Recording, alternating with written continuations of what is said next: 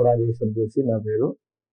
Sye Raa TV మాధ్యమం ద్వారా మనం చూస్తున్నటువంటి ఇవాళ చెప్పుకోబోయేటువంటి కార్యక్రమంలో భాగంగా ఓం శ్రీ గణేశాయ నమః, శ్రీ మహాసరస్వతి నమః, అస్మద్గురుభ్యో నమః.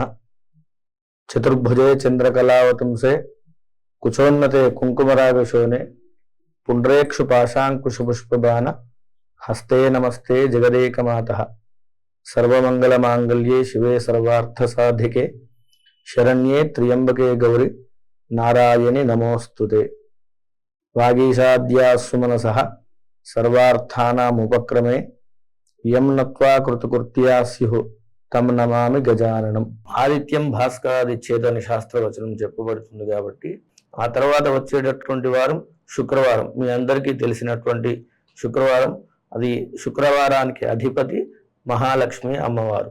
ఈ మహాలక్ష్మి అమ్మవారు కనుక మనకు ఇంట్లో తాండవం చేయాలి అని అంటే తామర గింజలతో కానీ తామర పుష్పములతో కానీ లేదు అమ్మవారికి ఇష్టమైనటువంటి పువ్వులతో మల్లెపూలతో కానీ కనకాంబరాలతో కానీ అమ్మవారిని కనుక సేవిస్తే సకల దుఃఖములన్నీ కూడా నశించిపోయి ఐశ్వర్యవంతులవుతారని చెప్పి మనకు మహాలక్ష్మి హృదయ స్తోత్రంలో చెప్పబడి ఉన్నది.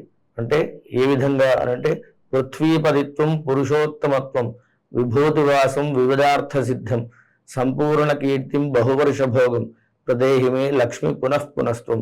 అంటే పృథ్వీ అంటే భూమి. ఈ భూమిని పరిపాలించినటువంటి రాజులు ఎందరో ఉన్నారు.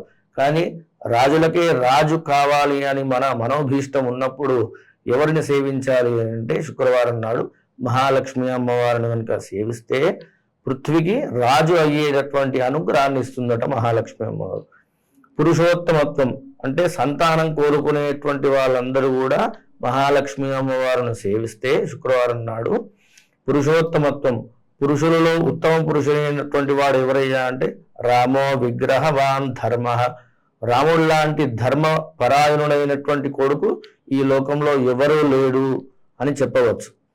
అలాంటి అనుగ్రహాన్ని ఇచ్చేటటువంటి తల్లి మహాలక్ష్మి అమ్మవారు. కాబట్టి మహాలక్ష్మి హృదయ స్తోత్రాన్ని లలితా సహస్రనామములను శుక్రవారం నాడు పారాయణం చేస్తే సకల శ్రేయస్సులు కలుగుతాయని శుక్రవారం ఫలితాన్ని చెప్పినాము. Hi everybody, this is Kiriti Damaraju.